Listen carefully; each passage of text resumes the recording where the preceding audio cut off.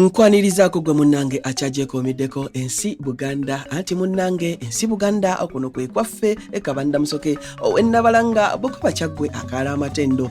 Nze nkubuuzaako nateera olunaku olwaleero kansuubire nti munnange oli bulungi. Kakati nno munnange nsaba nkulage amannya gano ne kye gategeeza oba oli awo ky'obadde tomanyi ate naawe okimanye. Kati nno munnange Ssekamwa, erinnya Ssekamwa ono yeddira mpeebwo ng'erinnya lino lyajja ku Ssekabaka Mutebi ow'olubereberye. Mutebi yaddira mutabani wa Kijje Seryazi Sebbaale n'amuwa obukulu obwa Kibaale nga bw'agamba nti ono yalina akamwa akasalira kabaka omusango. Wano we waava erinnya Ssekamwa nga litegeeza omuntu ow'akamwa akoogi akatatya banene nga kabaka.